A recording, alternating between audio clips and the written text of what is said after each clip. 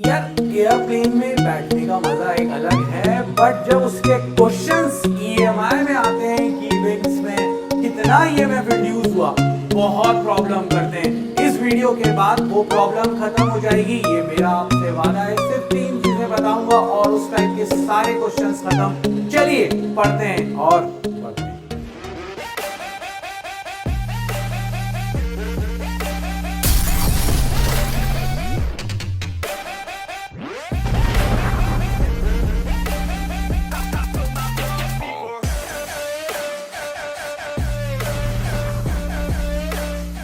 तो ये रहा केस 1। अब आपसे क्वेश्चन क्या कहा जाएगा कि भाई एक एयरप्लेन है और वो जा रहा है हॉरिजॉन्टली या फिर वर्टिकली या किसी एंगल पर भी वो आपको दे सकते हैं, और आपसे ये कहा जाएगा कि इसकी विंग्स के एंड्स के अक्रॉस कितना ईएमएफ इंड्यूस हो रहा है। ये आपसे सिंपली पूछा जाएगा।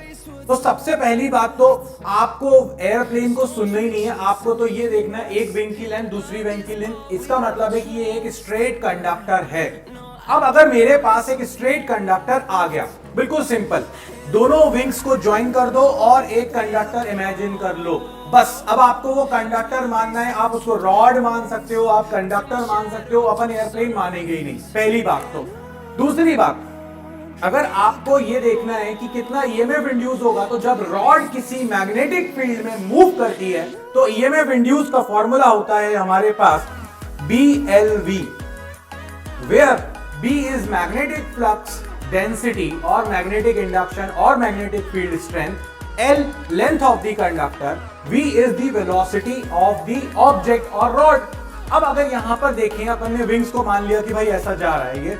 अब ऐसे जाते जाते, अब आप अगर देखो एयरप्लेन के 2 क्वेश्चंस बनाएंगे, या तो वो बोलेंगे वर्टिकली जा रहा है या फिर वो बोलेंगे हॉरिजॉन्टली जा रहा है। अगर वो आपसे कह रहे हैं हॉरिजॉन्टली, अर्थ की फील्ड किसी एंगल पर होती है, ये हमने मैग्नेटिक इफेक्ट ऑफ करंट में देख लिया था।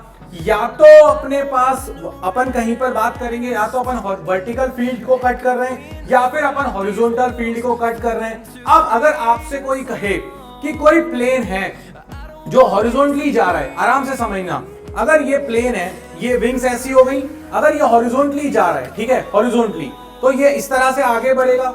अगर ये इस तरह से आगे बढ़ेगा, अगर कोई, आप सपोज करो ये विंग्स है और ये ऐसे जा रही है, अगर तुम सामने से देखोगे तो तुमको सामने से यहां पर सिर्फ एक डॉट दिख रहा है और एक लाइन बनती हुई दिख रही है। बट अगर तुम इस प्लेन को जाते हुए हॉरिजॉन्टली देख रहे हो और नीचे से देखोगे तो तुमको एक एरिया बनता हुआ दिखेगा। अगर तुम सपोज करो यहां पर बैठे हुए हो तो तुम्हें ये प्लेन पता है कैसा दिखेगा, ये प्लेन ऐसा जाता हुआ दिखेगा। अभी मैं वर्टिकली मूव कर रहा हूं क्योंकि मैं तुमको यहां बैठा रहा हूं, बट अगर ये ऐसा जा रहा है तो इस केस में मुझे नीचे से दिख रहा है कि यार ऊपर की तरफ एक प्लेन बन रहा है, एक एरिया बन रहा है। मतलब कि अब जो एरिया बनेगा वो इस टाइप से बनेगा, यानी हॉरिजॉन्टल बन रहा है, और इसको कट करने वाली जो मैग्नेटिक फील्ड लाइंस होंगी वो वर्टिकल होंगी। हॉरिजॉन्टल वाली इसको कट नहीं कर रही, क्योंकि हॉरिजॉन्टल में तो ये एक लाइन बना रहा है, ये नहीं कट करेंगी। यानी कि वो किसी भी डायरेक्शन में जाए, उसकी विंग्स ईस्ट वेस्ट में हो, उसकी विंग्स नॉर्थ साउथ में हो, किसी भी डायरेक्शन में हो, किसी एंगल पर हो, अगर वो हॉरिजॉन्टली मूव कर रहा है तो वो कौन सी वाली फील्ड को कट करेगा, वो कट करेगा वर्टिकल को। तो आपके पास जो ईएमएफ इंड्यूस का फॉर्मूला आ जाएगा, वो फॉर्मूला आ जाएगा BLV। ये तो आना ही था, LB वही है, दोनों विंग्स की लेंथ का सम। वेलोसिटी आपको दे रखी होगी या स्पीड दे रखी होगी। बचता क्या है? बचता है आपके पास मैग्नेटिक फील्ड कौन सी लोगे, तो आप लेंगे वहां पर अर्थ के मैग्नेटिक फील्ड का वर्टिकल कंपोनेंट। अगर कोई प्लेन हॉरिजॉन्टल जा रहा है तो सीधी सीधी बूटी है, कोई भी क्वेश्चन में लगा लो, आंसर निकल कर आ जाएगा। अगर हॉरिजॉन्टल चल रहे हैं तो वर्टिकल फील्ड को कट करेंगे, यानी कि B जो होगा, मैग्नेटिक फील्ड जो होगी, वो अर्थ का वर्टिकल कंपोनेंट होगा। इसको V कई जगहों पर V भी लिखा होता है, कई जगह पर B भी लिखा होता है। इट्स अप टू यू क्या लिखना है यार, उसमें क्या पता होना चाहिए कौन सा कंपोनेंट लेना है। अब अगर रॉड जा रही है ईस्ट वेस्ट में, ऐसे करके ऐसे जा रही है, नीचे से क्या कट करेगी? वर्टिकल को। ऐसे रखी हुई है, ऐसे जा रही है, नीचे से किसको कट करेगी? एरिया बन रहा है यहाँ पर अगर साइड से देखोगे तो ये तो साइड से एक एरिया नहीं बन रहा, साइड से तो एक लाइन बन रही है। सिंपल सा लॉजिक था, लोगों को समझ नहीं आता, लोग उसको पता नहीं कितने केसेस बना देते हैं। ईस्ट वेस्ट में रखी हुई थी, फिर हॉरिजॉन्टल चल रही थी, नॉर्थ साउथ में रखी थी, फिर हॉरिजॉन्टल चल रही थी। अरे भाई सीधे सीधे बात करना है यार, अगर हॉरिजॉन्टल चलेगा तो किसको कट करेगा? वर्टिकल को कट करेगा। करेगा, रख दे वर्टिकल, तेरा आंसर सामने आ गया यार। चलो ये बात तो मेरे दिमाग में क्लियर हो गई। अब बचता है मेरे पास दूसरा केस। अब वो बोल रहा है आपसे वर्टिकली ऊपर जा रहा हूं मैं। वर्टिकली ऊपर जा रहा हूं तो अब सोचना पड़ेगा। अगर मैं अर्थ की फील्ड की बात करूं, अगर हम यहां पर सरफेस पर बात करें तो साउथ से ऐसे निकल के नॉर्थ की तरफ आ रही है ना, तो साउथ से नॉर्थ की तरफ निकल रही है। अगर अपन देखें तो मैग्नेटिक फील्ड मेरी नॉर्थ साउथ डायरेक्शन में है। अब अगर मैं ये मान लेता हूं कि ये मेरे पास साउथ है, ये मेरे पास नॉर्थ है और ये मेरे पास मैग्नेटिक फील्ड की डायरेक्शन है, ये ईस्ट है मेरे पास, ये वेस्ट है। नॉर्थ साउथ ईस्ट वेस्ट, बिल्कुल क्लियर रखना, ठीक है। अब अगर मैं आपसे कहूं कि कोई चीज ईस्ट वेस्ट में है, जो प्लेन है उसकी विंग्स हैं ईस्ट वेस्ट में, या फिर रॉड रखी हुई है ईस्ट वेस्ट में, मतलब ऐसी है, और वो वर्टिकली ऊपर जा रहा है, तो यार साइड से देखोगे तो एक लाइन दिखेगी, बट तुम सामने से देखो, ये लाइन जो है, ये जो है अपनी प्लेन की, ये रॉड या विंग्स जो है ऐसे ऊपर जा रही है, तो ये एक एरिया बना रही है। एरिया कौन सी वाली फील्ड को कट कर रही है, वर्टिकल को या हॉरिजॉन्टल को? नीचे से देखोगे तो प्लेन ऐसे ही प्लेन दिखता रहेगा और ऐसे ही दिखाएगा, एक लाइन ही दिखेगी। बट अगर तुम सामने से देखोगे तो इसने एक एरिया बना लिया। अगर इसने एक एरिया बना लिया तो ये इस वाली फील्ड को कट कर रहा है। अगर ये इस वाली फील्ड को कट कर रहा है, इसका तो सिंपल सा लॉजिक हुआ ना कि हॉरिजॉन्टल कंपोनेंट ऑफ अर्थ की फील्ड लेना पड़ेगा यहां पर, क्योंकि जब ये फिर से याद रखना किस डायरेक्शन में था विंग, ये आपका विंग था ईस्ट और वेस्ट में। अगर इस डायरेक्शन में है और अगर आप ऊपर की तरफ जा रहे हो, उस केस में आपके पास, आप किस फील्ड को कट कर रहे हो? आप हॉरिजॉन्टल फील्ड को कट कर रहे हो, तो आपके पास जो फॉर्मूला आ जाएगा, that formula will be equal to DHLV। I hope ये आप सभी को समझ में आ गया, ठीक है ना।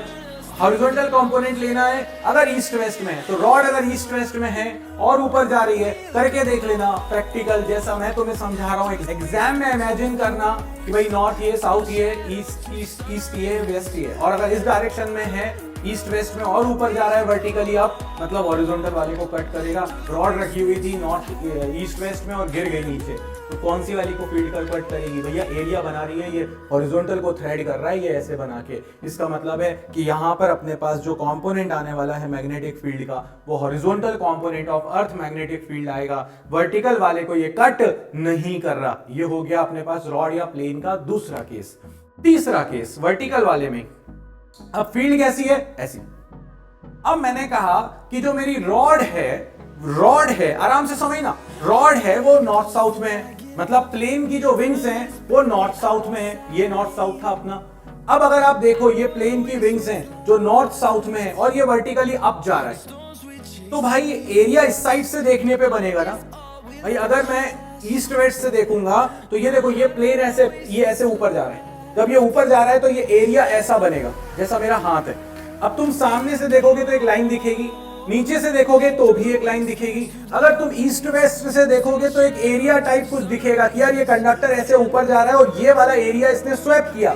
बट प्रॉब्लम तो ये है ना कि ये जो एरिया है ये ईस्ट वेस्ट वाली लाइंस को कट कर रहा है, और ईस्ट वेस्ट में तो कोई मैग्नेटिक फील्ड ही नहीं है। अर्थ की मैग्नेटिक फील्ड हॉरिजॉन्टली जो है वो नॉर्थ साउथ डायरेक्शन में है, ईस्ट वेस्ट में तो है ही नहीं। तो अगर मेरी रॉड नॉर्थ साउथ में रखी हुई है और वर्टिकली गिर रही है, या फिर मेरे प्लेन की जो विंग्स हैं वो नॉर्थ साउथ में है और वर्टिकली अप जा रहा है, उस केस में हॉरिजॉन्टल फील्ड को भी कट नहीं कर रहा, क्योंकि वो प्लेन ऐसा जा रहा है। ये तो ये एरिया ऐसा बन रहा है। अगर एरिया ऐसा बन रहा है तो इसको कट करेगा, नीचे से देखने पे एक लाइन दिखेगी, सामने से देखने पर एक लाइन दिखेगी। ना तो वर्टिकल को कट किया ना हॉरिजॉन्टल को कट किया तो किसको किया? ईस्ट वेस्ट वाले को। ईस्ट वेस्ट में कोई फील्ड ही नहीं है, इसका मतलब है जो ईएमएफ इंड्यूस होगा वो हो जाएगा 0।